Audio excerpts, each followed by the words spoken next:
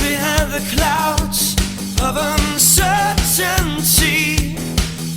She seems to be a star from another world, bright but far, near but hard to reach. So I've got to find my way to her every day again. Visible but everywhere high, and she's taking me to places I've already been. That makes me see for someone else's eyes. And she's taking me to ports that I've already seen. It makes me feel like I never want to say goodbye. She's the moon in the darkest night. Takes away the fear, takes away the pride. She's everything to me. She's open, I believe that all I need is a view of what surrounds us here with me. So I've got to find my way to her every day again. Visible but everywhere high, and she's taking me to places I've already been. It makes me see for someone else's eyes.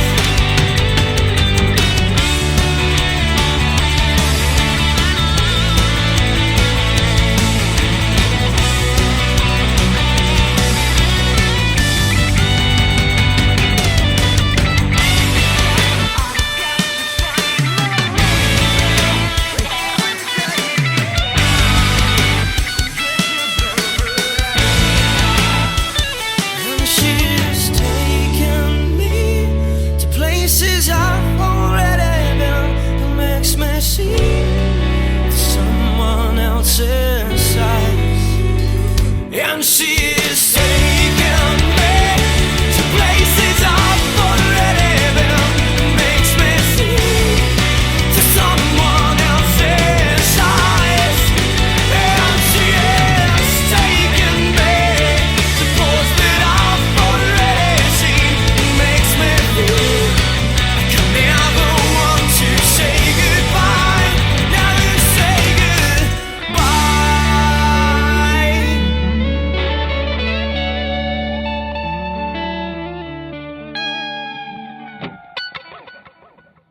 Hello, YouTube pedal people, no dizzles. You. I'm just looking around. I'm like, this is pretty crazy. I got 4 cameras going for a pedal demo with one guy. I mean, if we had like, interview situation going on, yeah, maybe. But yeah. Hey, I got nothing else to do. The last in the series of 3 VFE pedal demos. Peter Rutter is the guy that takes the concept of what a pedal can be to the next level, and I find it very sad that I mean, hey, he's got responsibilities, so he's got a kid now, so he's going back to teaching and doing it more as a hobby.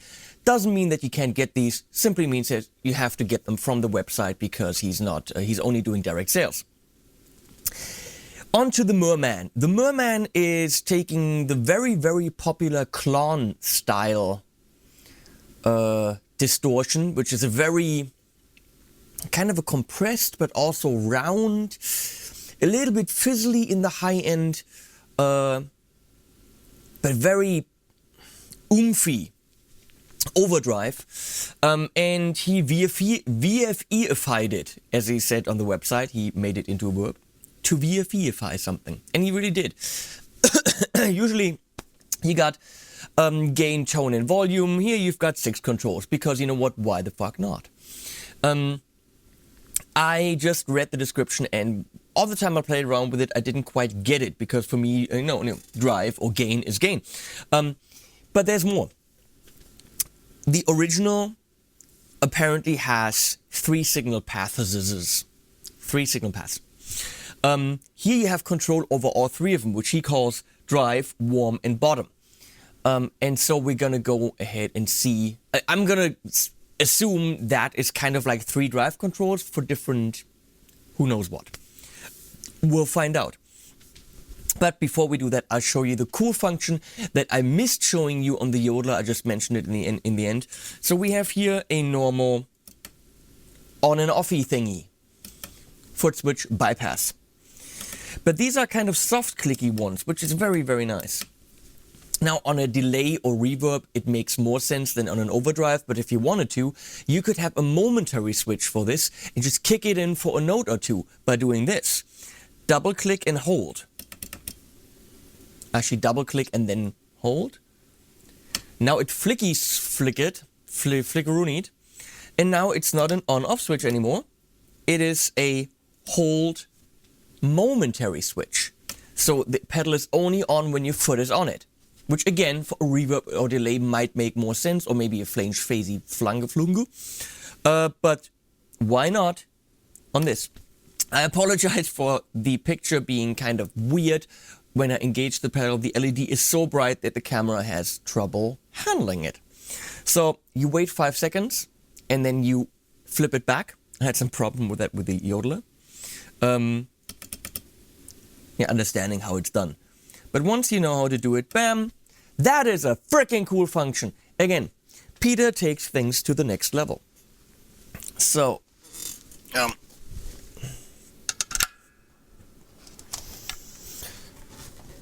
we have the signal path. Hartung Embrace Wantage 57. I have this on loan here from Frank Hartung. Do I need to say more? Wow. Going straight into the Merman, powered by a Chox DC5. Going into, or Seox as you would probably read it, and not Chox, but that's what it's called. Going into the Mesa Boogie Mark 525 on the clean setting, which is going through a couple of effects. We have a Strymon El Capistan there, which we'll probably use for some delays. And then it's going down into the basement into a Fender 112 Hot Rod cab, mic with the Sennheiser E609, going back up here into the Apollo into Cubase 8 no dizzle.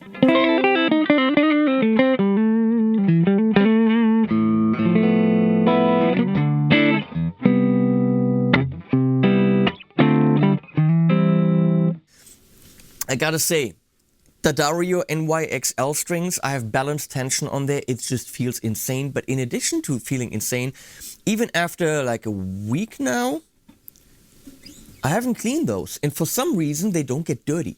I don't know if this is the New York steel or whatever. These are not cheap strings, by the way. But they just feel, they still feel brand new. I don't get it. And I've played this guitar quite extensively. So, I'm not just saying this, because the Dario sends over coke and hookers, which they don't. But they just feel great.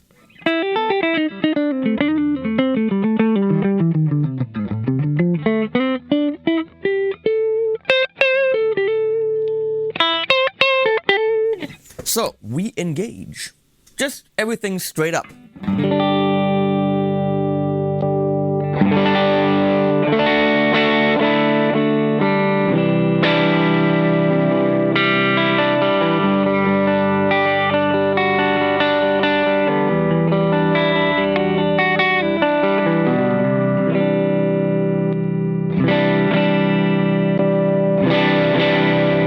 Clear mid boost happening.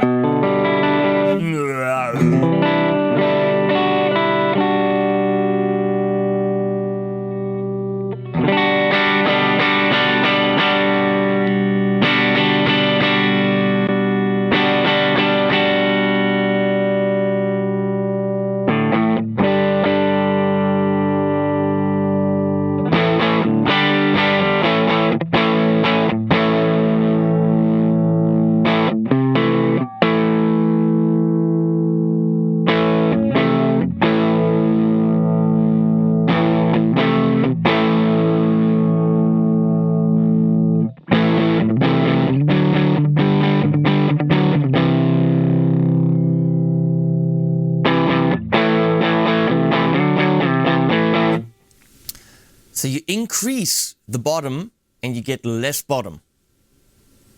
I don't necessarily have to understand that, do I?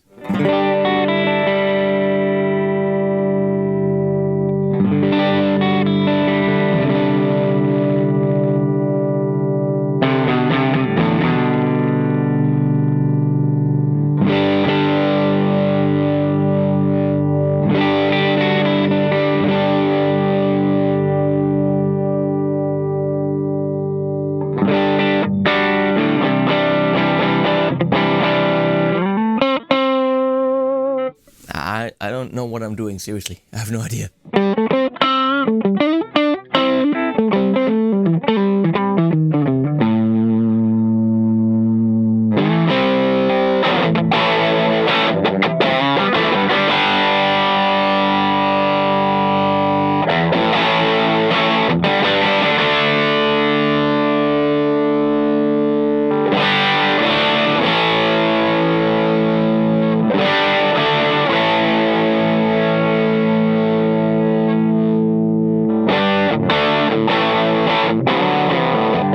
Seems to be just, you know, the tone control, which is aptly named treble. Might be like a high frequency roll off.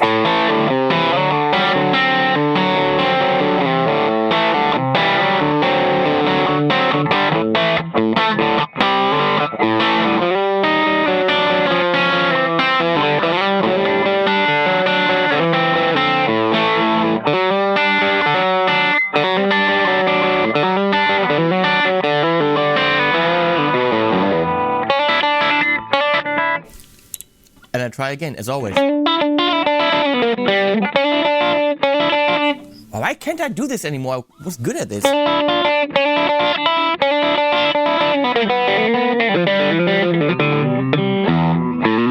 I can't play the stick anymore.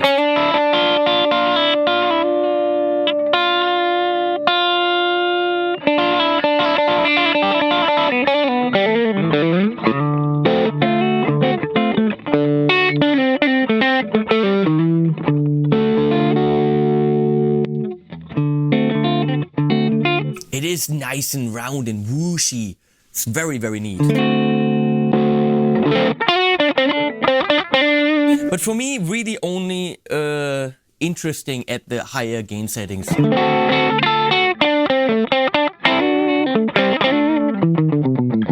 I've played the Rocket Pedals Archer, which is very blah. It's a very, very nice Klon Clone. Klon Clone. And it seems to have more gain. So I kind of would like this to be just one tiny little bit more.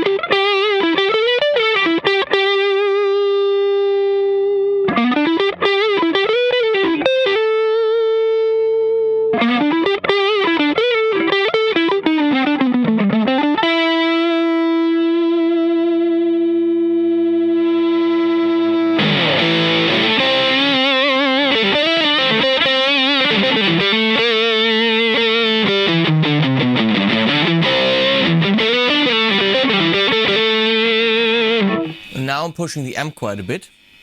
Maybe that's how you do it.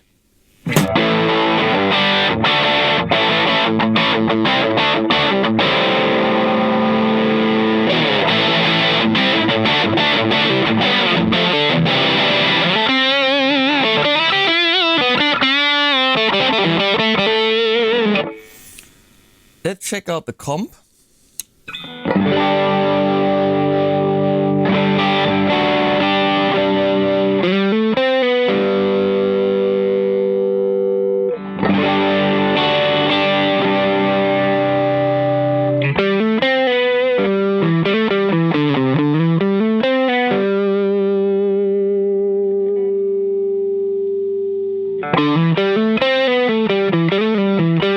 is more open when the comp is not cranked up.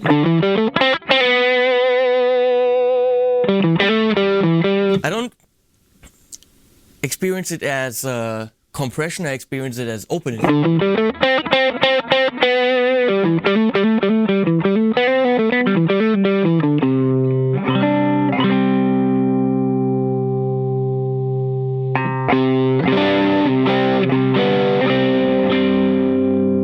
I like it off. One last thing that we want to try is push the Mesa's crunch channel with it, which by itself sounds like this.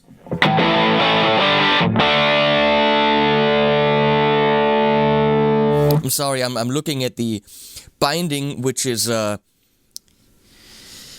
bird's eye maple, and I'm just mesmerized. I'm sorry. My Baroom's gonna have flame maple binding, so that's gonna be neat too. I think I told Frank if he ever builds me a guitar, I don't want any binding. I'm thinking I want this.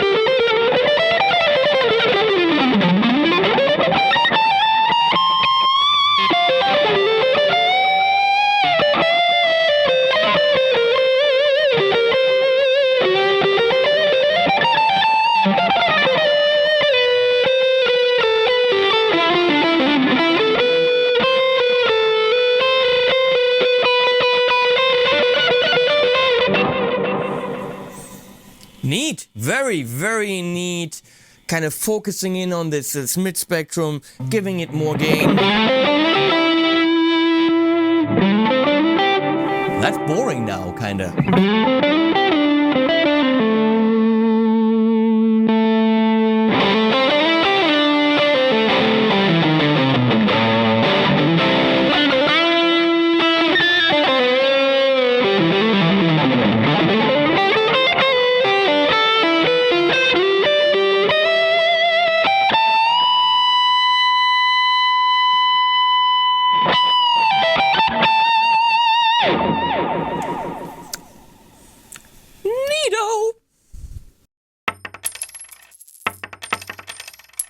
Here's my 2 cents. I've planned this for like half a year now, you know, because I've had these here for quite a while. You know, shit came in between, sadly. Sorry, Peter. And I really wanted to do a very, very special underwater edition of the Merman, my 2 cents.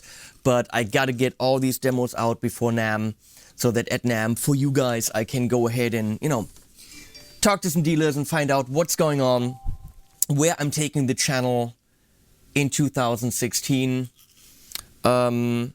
So I'm gonna skip out on the really complicated underwater Merman my 2 cents, which I really wanted to do. Loverboy! Just in case you didn't see that. This is a shirt that Leslie gave me. No shit. It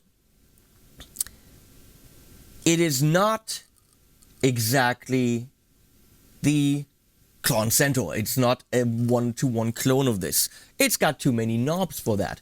And let me say that Warm and Bottom do things, but I can't tell you exactly what they do. Bottom takes out the bottom the more you give it. The less bottom there is, the more bottom there is. Warm is difficult to tell what it exactly does. Point is, it goes in the direction. If you want the, apparently as far as I understand, the 1-to-1 Klon sound for under 200. For 199 you get the Rocket Pedals Archer, which is actually a really neat pedal, which I hope I can get to demo. I've played it and it wasn't this, but then again, it wasn't this. This is more open. It has more options. Without the comp, it's very nice and open. With the comp, it gets denser. It is a super high quality pedal in terms of craftsmanship. I think this is a blues machine. It would probably be really killer also with a semi-hollow, so I should have tried it with my Dangelicos, well, later. It's, as you can see, boosting or pushing an already driven sound. This will push your sound into exactly the mids where you want it, exactly that lead screaming tone. It's a beautiful pedal. It's not necessarily the pedal to give you the $500 Klon Centaur for less. But it doesn't try to be that. It's going in the direction in terms of the circuit, but gives you more options. And in that, creates its own thing. So the Merman by VFE is its own thing, and it's a good thing. That's what I gotta say.